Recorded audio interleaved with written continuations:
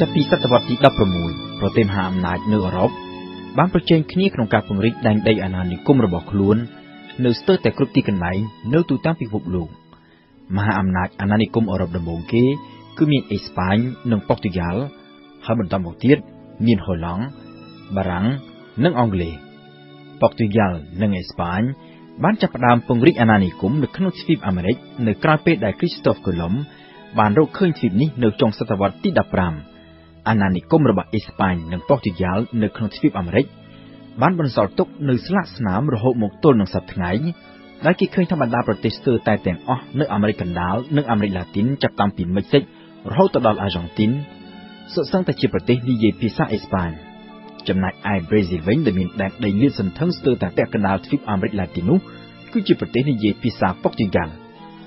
អាណានិគមរបស់ប៉ុកទុយហ្គាល់ត្រូវបានពង្រីករហូតទៅដល់តំបន់អាហ្វ្រិកនិងអាស៊ីក៏ប៉ុន្តែក្រោយមកប្រទេសមហាអំណាចអឺរ៉ុបផ្សេងទៀតដូចជាហូឡង់បារាំងនិងអង់គ្លេសជាដើម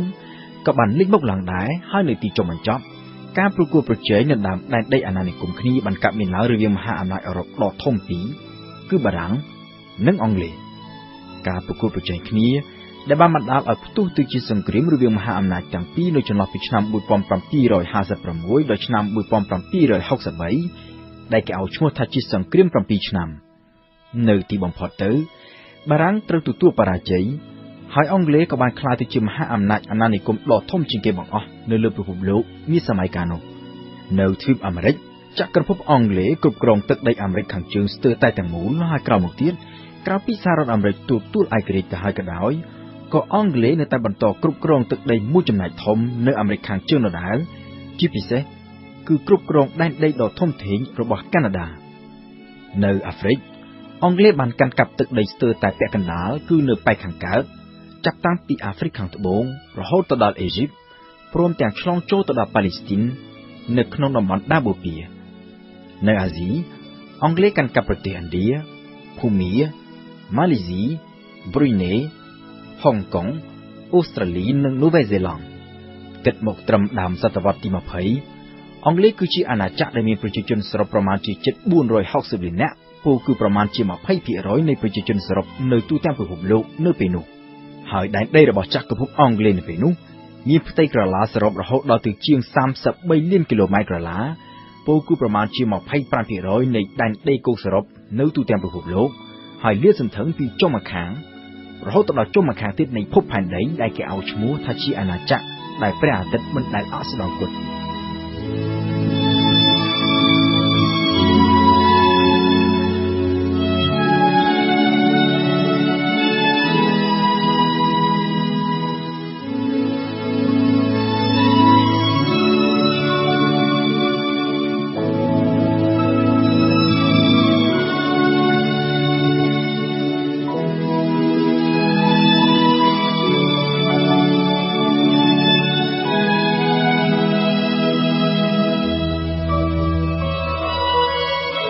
និយាយអំពីបារាំងវិញទោះបីជាចាញ់សង្គ្រាមទល់នឹងអង់គ្លេសក៏ប៉ុន្តែបារាំងនៅតែរក្សាបាននៅទឹកដីអាណានិគមយ៉ាងធំធេងដដែលបារាំងបន្តកាន់កាប់ទឹកដីមួយផ្នែកធំនៅក្នុងទ្វីបអាមេរិកហើយនៅអាហ្វ្រិកវិញនៅប៉ែកខាងត្បូងនិងខាងលិចក្រោមការកាន់កាប់របស់អង់គ្លេសក៏ប៉ុន្តែបារាំងវិញគឺកាន់កាប់ស្ទើរតែពាក់កណ្ដាលនៅប៉ែកខាងកើតនិងនៅតាមប្រទេសបណ្ដោយឆ្នេរសមុទ្រមេឌីទែរ៉ាណេពូលគឺគ្រប់បណ្ដាប្រទេសអាហ្វ្រិកដែលនៅបន្តនិយាយភាសាបារាំងរហូតមកទល់នឹងពេលបច្ចុប្បន្ននេះនិយាយពីទ្វីបអាស៊ីវិញក្រៅពីចាញ់អង់គ្លេសនិងឥណ្ឌាបារាំងនៅសល់ដែនដីអាណានិគមតែនៅតំបន់ឥណ្ឌូចិនមួយប៉ុណ្ណោះបារាំងបានចាប់ផ្ដើមចូលធ្វើអន្តរាគមន៍យោធានៅក្នុងតំបន់ឥណ្ឌូចិនចាប់តាំងពីឆ្នាំ1858ដោយនៅពេលនោះបានយកលេសថាដើម្បីមកការពារបេសកជនកាតូលិកនៅក្នុងអំឡុងពេលនោះនគរខ្មែរកំពុងតែធ្លាក់ចុះដុនដាបយ៉ាងខ្លាំងហើយប្រទេសជិតខាងរួមមាននគរសៀមនិងនគរអណាមបាននាំគ្នាឡោមព័ទ្ធនគរខ្មែរដែលច្បិចយកទឹកដីខ្មែរបន្តិចម្ដងទាំងនៅខាងលិចនិងនៅខាងកើតនៅខាងលិចខេត្តមួយចំនួនរួមមានបាត់ដំបងសៀមរាបមង្គលបុរីនិងស៊ីសុផុនជាដើមត្រូវធ្លាក់ទៅក្នុងដៃសៀមចំណែកឯនៅខាងកើតឯណោះវិញទឹកដីកូសាំងស៊ីនឬកម្ពុជាក្រោមត្រូវនគរអណាមដណ្ដើមកាន់កាប់ទាំងស្រុងប្រឈមមុខនឹងការគំរាមកំហែងពីប្រទេសជិតខាងបែបនេះព្រះមហាក្សត្រខ្មែរគឺព្រះបាទអង្គឌួងក៏បានស្វះស្វែងរកជំនួយពីបារាំងដែលជាមហាអំណាចអាណានិគមនៅឆ្នាំ1862 បារាំងបានដណ្ដើមយកទឹកដីកូសាំងស៊ីនពីវៀតណាមមកកាន់កាប់ដោយយកមកដាក់ធ្វើជាទឹកដីរបស់បារាំងហើយបន្តមកទៀតបានដាក់អាណាព្យាបាលលើកម្ពុជានៅឆ្នាំ1863និងនៅលើវៀតណាមគឺអាណាមនិងតង់កឹងនៅឆ្នាំ1864រួចហើយយកដែនដីអាណានិគមអត់ទៅនេះបង្កើតទៅជាសហភាពឥណ្ឌូចិនក្រោយមកទៀតនៅឆ្នាំ1898ប្រទេសឡាវក៏ត្រូវបានបារាំងដណ្ដើមយកពីសៀមមកដាក់ជាដែនដីអាណានិគមបញ្ចូលទៅក្នុងសហភាពឥណ្ឌូចិនជាមួយនឹងទឹកដីកូសាំងស៊ីនវៀតណាមនិងកម្ពុជាផងដែរនៅឆ្នាំដដែលនោះបារាំងបានពង្រីកដែនដីអាណានិគមរបស់ខ្លួនចេញពីតំបន់ឥណ្ឌូចិនចាក់ទៅទិសខាងជើង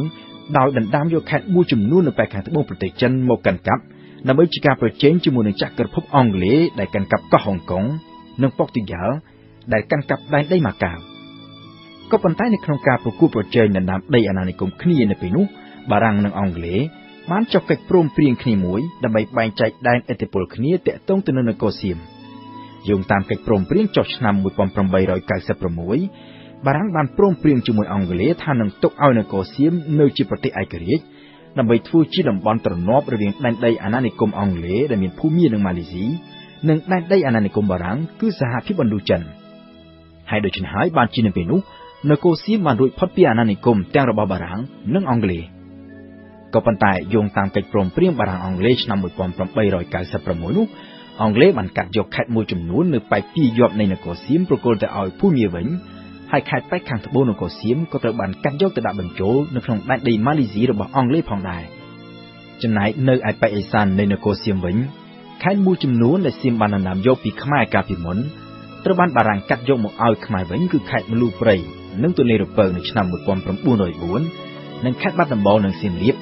នៅឆ្នាំ1907